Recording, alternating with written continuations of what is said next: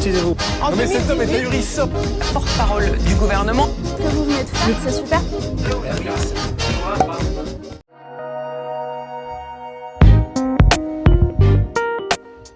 L'affaire Fiona Scott Morton, nouvelle preuve que du général de Gaulle. Là, aujourd'hui, les États-Unis n'ont pas fini de nous en mancher. Et on va attaquer pour rattraper. Je vais vous donner tous les éléments de contexte. Les copains, on va commencer avec cette affaire, avec tous les détails, tous les éléments importants et bien comprendre tout ce qu'il s'est passé. Alors, cette histoire commence le 11 juillet avec la nomination au poste d'économiste en chef de la Direction générale de la concurrence, la nomination d'une certaine Fiona Scott Morton. Alors là, tu dis, le nom est sympa. Fiona Scott Morton, on dirait une marque de whisky. Si, whisky écossais, 10 ans d'âge, blend, eau de rivière. Non, ça a l'air pas mal. Alors, au départ, tout se passe bien. La nomination est validée par la Commission européenne le 11 juillet pour un contrat de 3 ans à un poste clé. Un poste clé qui nécessite une habilitation au secret. Donc, habilitation au secret, c'est-à-dire tu signes, je sous-signais, Fiona Scott Morton m'engage globalement à fermer ma gueule tout au long de mon mandat, plus ce poste, forcément, donne accès à des informations hautement confidentielles. Donc, on est sur un poste extrêmement sérieux, central au niveau de la Direction générale de la concurrence. Donc, on est à la fois dans la stratégie économique de toute l'Union européenne, la lutte et, on va dire, l'aspect presque géopolitique face aux autres grands blocs économiques, à commencer par les États-Unis. Et quand je vous dis États-Unis, alors c'est pas seulement la maestria d'un homme rodé à l'exercice, c'est que Fiona Scott Morton, je vais vous montrer sa tronchetta. Oui, c'est pas mal. Sur l'échelle de Marlène Schiappa, t'es bien, faut pas croire. Voilà, il y a des lunettes, c'est sérieux. Enfin, je veux dire, voilà, Fiona Scott Morton. Bon, alors selon les photos, effectivement, voilà, mais pas mal, tu vois. Elle a fait Yale et tout ça, donc c'est, enfin, l'université, pas le pronom inclusif. Donc non, on est sur un profil tout à fait sérieux, léger hic, small hic. Elle est américaine.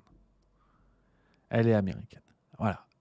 Dans un poste au sein de la Commission européenne. Voilà. Je mets le contexte pour ceux qui n'avaient pas bien saisi, et c'est vrai que c'est Jean-Luc Lahaye, directeur d'une maternelle. Eh oui, c'est pas possible. C'est pas possible parce que il y a conflit. Il y a conflit direct. Alors, le problème, et vous allez voir, c'est une affaire comme l'Union européenne sait nous en faire. C'est magnifique, c'est énormément de plaisir. Le Canard enchaîné révèle, le 19 juillet, je vous donnerai toutes les sources, bien évidemment, et elles seront en description de la vidéo si vous voyez cet extrait sur YouTube. Le Canard enchaîné nous révèle que tout ça a en plus été préparé en douce. Parce que c'est vrai que les éléments ont été révélés, et moi, qui pourchasse les complotistes, qui pourfend les complotistes, je me suis dit, attends, oh, c'est pas du complotisme ça ? Et alors j'ai été attentif, tu vois. Et le problème, c'est que ça n'en est pas. J'ai pas dit attention, c'est pas du complotisme. Mais ça y ressemble un peu. Ça y ressemble un petit peu parce qu'on a appris que cette nomination avait été complètement préparée dans l'ombre, ce qu'on appelle un coup en douce, de manière un petit peu plus sympatoche. Le Canard enchaîné, par exemple, nous dit aucun signalement de la nationalité de Fiona Scott Morton n'avait été fait, ni aucune alerte sur de possibles conflits d'intérêts qui ne figuraient clairement dans la fiche de présentation. Voilà, ils avaient dit c'est bon, allez-y. Mais c'est pas fini, j'y vais crescendo, étape par étape, comme le Tour de France. Like the escroquerie. On a appris également que les chefs de cabinet, donc, qui sont les chefs de cabinet des commissaires européens, des 27 commissaires européens, ces chefs de cabinet sont ceux qui sont en charge de la réunion pour présenter justement les différentes candidatures aux commissaires européens. On a appris que ces chefs de cabinet avaient reçu l'ensemble des CV des candidats pour le poste que Fiona Scott Morton a obtenu. Les chefs de cabinet avaient reçu l'ensemble des CV 5 minutes avant leur réunion. Ouais. C'est les Marx Brothers. Ouais, non, sincèrement, c'est les Monty Python. Monty Python, ouais. Et c'est pas fini. Et c'est pas fini parce que on a appris, par exemple, dans Libération du 19 juillet, donc en plus dans un article signé Jean Quatremer. Alors Jean Quatremer, éditorialiste bien connu de Libération, si vous voulez, qui est aussi anti-européen que moi, je suis contre un buffet illimité. Et même lui, il trouve ça abusé. Tu vois, dans cet article, hein, à Bruxelles, la nomination de l'économiste américaine Fiona Scott Morton est une faute politique majeure. Même Jean Quatremer dit ça. Donc vraiment, c'est Marlène Schiappa qui te dit le détournement d'argent public, c'est pampan cucu. Et ouais, ça, tu vois, c'est chaud. Et Jean Quatremer a dit, hein, pour vous dire dans quel contexte s'est faite cette nomination, il dit, je vous cite ce qu'il écrit, pourquoi avoir supprimé, et c'est sans précédent, la clause exigeant une nationalité européenne pour ce recrutement de haut niveau, si ce n'est parce que dès le départ, la Commission avait déjà fait son choix.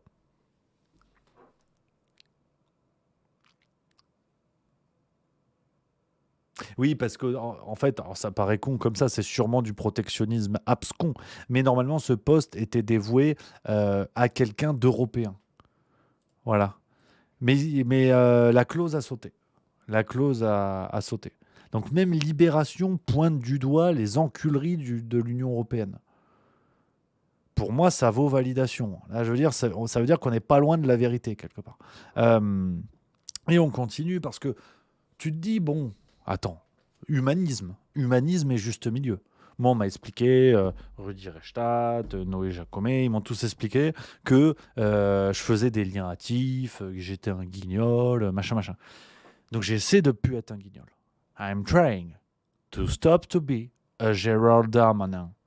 Et j'ai regardé qui est Fiona Scott Morton. Qui est Fiona? Who's Fiona Scott Morton?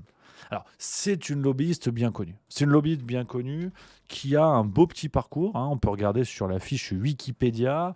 Hein. Elle est née à Lexington en 1967. Hein, mais ça, comme on dit dans le milieu de la diplomatie, on s'en branle. C'est une économiste américaine, professeure à la Yale School of Management depuis 2014. Ses recherches en organisation industrielle portent sur des secteurs tels que les magazines, le transport maritime, les produits pharmaceutiques et le commerce en ligne. Donc on est sur une tronche. Hein, c'est pas 3 cafés gourmands. Et il n'y a pas que ça. Il n'y a pas que ça. Il n'y a pas que ça parce que, toujours Libération, hein, toujours l'article de Jean Quatremer, nous explique que Fiona Scott Morton cumule les conflits d'intérêts. Elle a été grassement payée pour conseiller notamment Apple, Amazon et Microsoft, qui font partie de ce qu'on appelle les GAFAM. Google, Amazon, Facebook, Apple, Microsoft, qui sont plus ou moins ceux qui gèrent le monde, en gros, en termes de puissance financière. Voilà, c'est l'équivalent de Bernard Tapie dans le football français des années 80, à peu près. Donc c'est chaud, tu vois. Elle a clairement fait du lobbying avec eux, des entreprises de confiance. Donc voir une personne, hein, qui est connue pour ses conflits d'intérêts avec les GAFAM, qui intervient dans l'Union européenne sur des postes où elle sera aux prises avec les GAFAM, là on commence à tutoyer les étoiles. Même Christopher Nolan aurait déclaré à Pif Gadget, Wallah, je trouve ça abusé. Donc tu vois, c'est tendu. Mais j'ai pas fini. Parce que de fait, et ça encore c'est dans Libération, vous comprenez bien que sa nomination a été acceptée, elle a été validée. Vous allez voir, j'ai pas fini. Et le problème, c'est que c'est au poste d'économiste en chef de la direction générale de la concurrence. Donc l'Union européenne, bon alors même si effectivement en termes, tu vois, face aux GAFAM, la concurrence de l'Union européenne, c'est Gérard Larcher qui concurrence Usain Bolt. Donc t'as pas besoin de la photo finish. Mais quand même, parce que c'est un poste où elle va être en lien direct avec ces entreprises pour lesquelles elle a bossé et pour lesquelles peut-être elle bosse encore. Alors on a appris dans Libération que la Commission européenne, hein, qui n'est pas née de la dernière pluie, a dû s'engager à la dessaisir durant 2 ans de tous les dossiers impliquant des entreprises pour lesquelles elle a travaillé, ce qui inclut aussi le secteur pharmaceutique, mais sans en publier la liste exhaustive.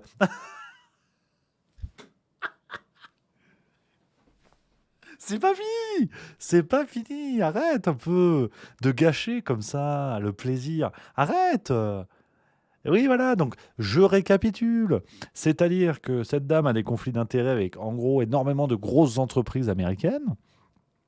Elle vient sur un poste pour un mandat de 3 ans, où elle va être en lien direct avec des enjeux liés à ses anciens employeurs, pardon, et elle est dessaisie pendant 2 ans, sur 3, pour faire passer la pilule. Parce que c'est vrai que pendant 2 ans, j'ai pas touché. Puis au bout d'un an, pip, pip, allez, enfin, on est dans la science-fiction. Au bout d'un moment, c'est Philippe K. Dick. D'ailleurs, plus Dick que Philippe K, pour ceux qui ont des notions d'anglais. Et c'est pas fini, parce qu'elle a un joli CV, Fiona Scott Martin. Parce que c'est que là, on peut me dire, ouais, mais Rémi, voyez-vous, peut-être qu'elle n'a pas fait exprès, tu fais des liens hâtifs. Parce qu'en 2019, Fiona Scott Morton, elle était conseillère à la commission judiciaire de la Chambre des représentants des États-Unis. Tu vois, elle a cumulé des gros postes. Si je m'arrête là, tu vas me dire, tiens, c'est marrant, on s'en fout. Mais je ne vais pas m'arrêter là. Parce qu'en fait, elle était à ce poste-là, notamment dans le cadre d'une enquête sur les GAFAM. Un peu le rôle des GAFAM aux États-Unis, pourquoi, comment, bien, pas bien. Et en 2020, elle a été épinglée par le magazine American Prospect, qui pointe du doigt le fait que dans son rapport, dans le rapport de son enquête, elle avait dénoncé et critiqué Facebook et Google, alors que dans le même temps, elle était payée par Apple et Amazon.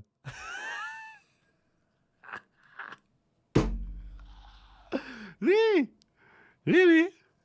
Donc on savait déjà que c'était une connasse, mais on l'a quand même recrutée. Ouais, ouais, ouais. Si, si, si, si. Un pyromane garde forestier. Vous avez allumé un feu il y a 2 ans, hein. C'est vrai, hein. Oui, oui. Bon, on va vous dessaisir quand même du dossier de tout ce qui est feu de forêt, hein, donc vous n'interviendrez pas dessus. Mais on vous fait confiance. Vous avez arrêté maintenant. Voilà, hein. Vous aimez la forêt, c'est bien. Votre femme s'appelle comment? Sylvie, c'est bien. C'est la sylvithérapie, c'est bien, monsieur. Donc, ça passe, comme dirait Pandi Panda. Et alors, il faut revenir aussi un petit peu au contexte. Quitte à se faire plaisir, on va prolonger justement, les amis, parce que cette nomination, alors bien évidemment, on retrouve Ursula von der Leyen dans l'histoire, qui est présidente de la Commission européenne. Donc il y a un lien. Je veux dire, ça va être difficile de distancier tout ça. Mais on a aussi dans le lot une certaine Margrethe Vestager, qui est danoise. Décidément, les Danois, entre elle et Jonas Vingegaard, ils ont décidé de me casser les couilles. Elle est commissaire européenne à la concurrence. Donc elle est totalement dans le jeu vis-à-vis de cette nomination. Et le Canard enchaîné nous a dit, dans le 19 juillet, Margrethe Vestager, elle est réputée pour son intransigeance et pour son combat face à la toute-puissance des GAFAM.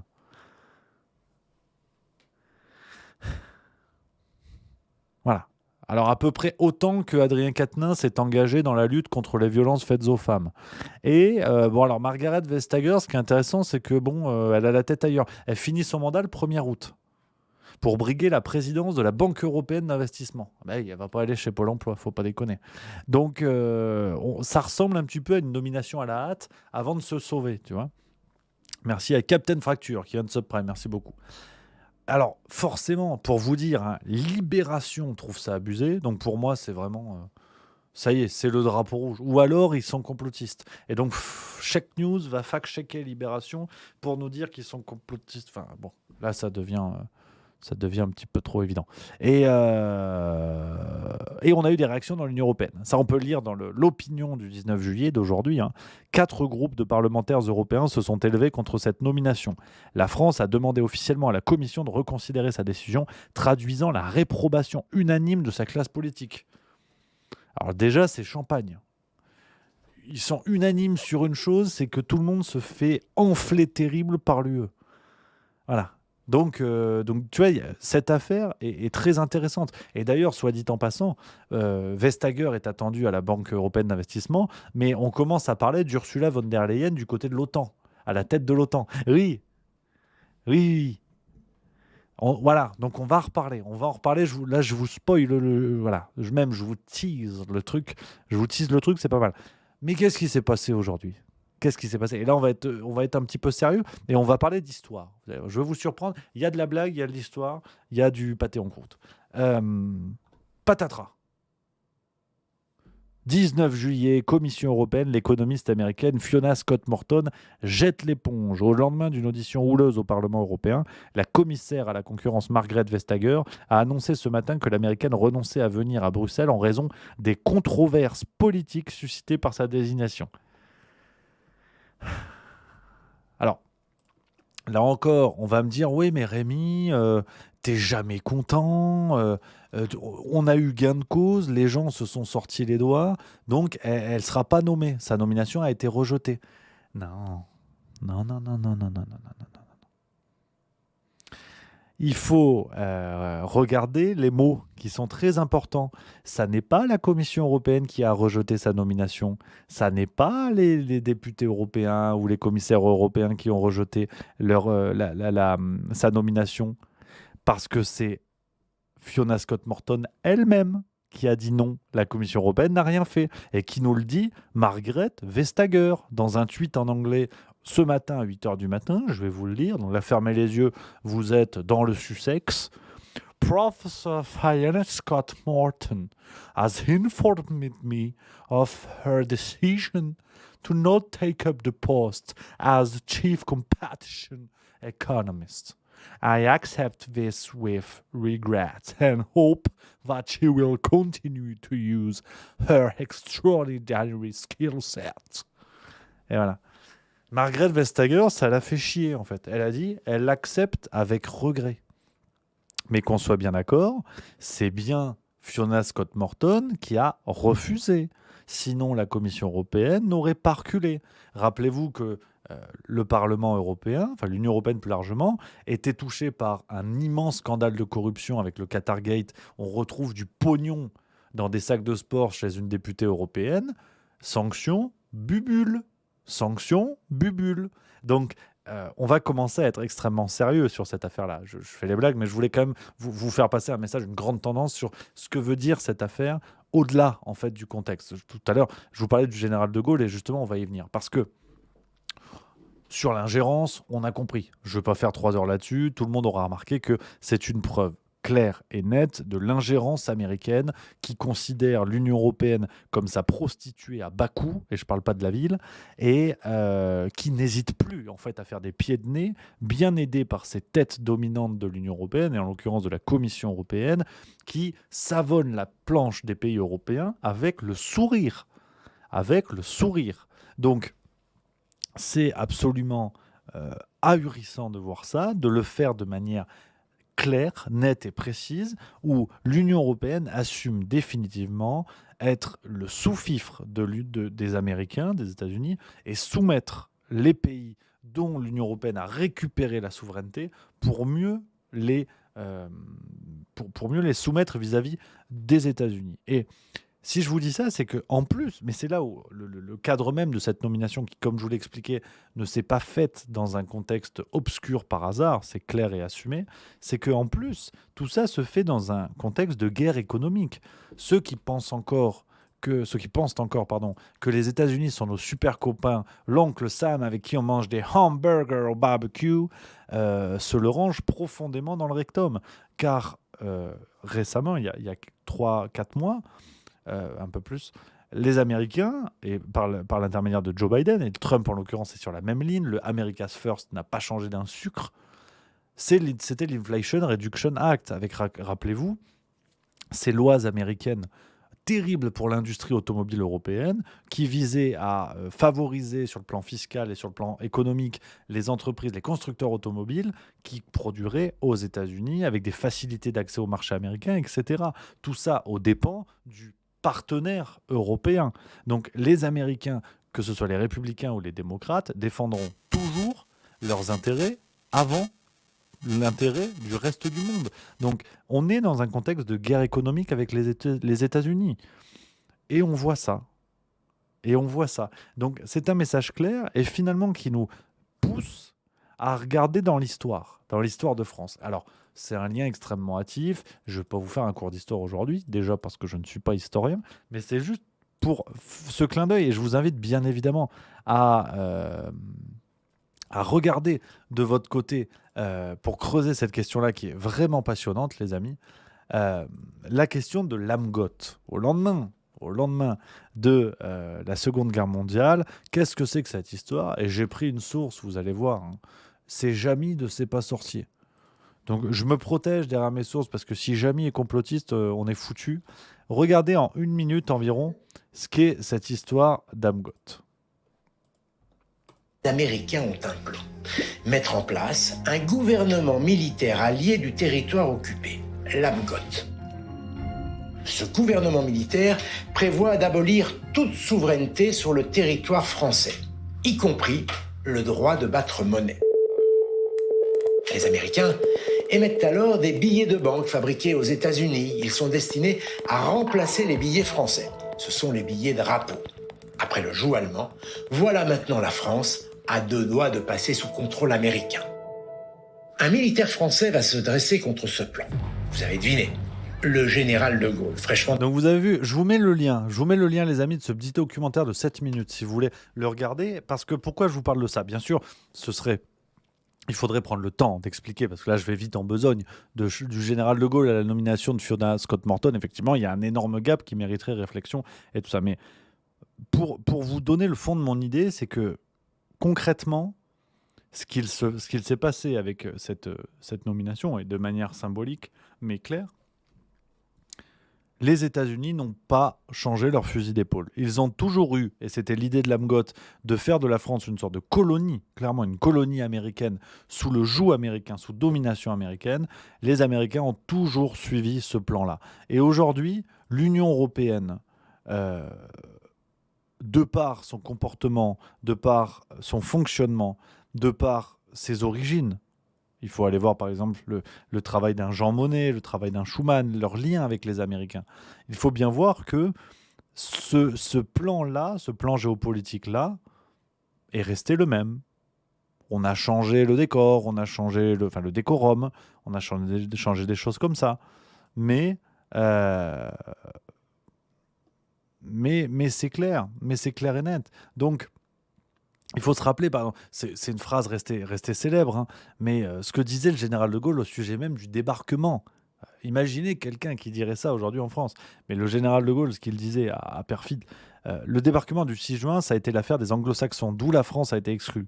Ils étaient bien décidés à s'installer en France comme en territoire ennemi. Comme ils venaient de le faire en Italie et comme ils s'apprêtaient à le faire en Allemagne, ils avaient préparé leur Amgot qui devait gouverner souverainement la France à mesure de l'avance de leurs armées. Ils avaient imprimé leur fausse monnaie qui aurait eu cours forcé, ils se seraient conduits en pays conquis, et vous voudriez que j'aille commémorer ce débarquement qui était le prélude à une seconde occupation du pays.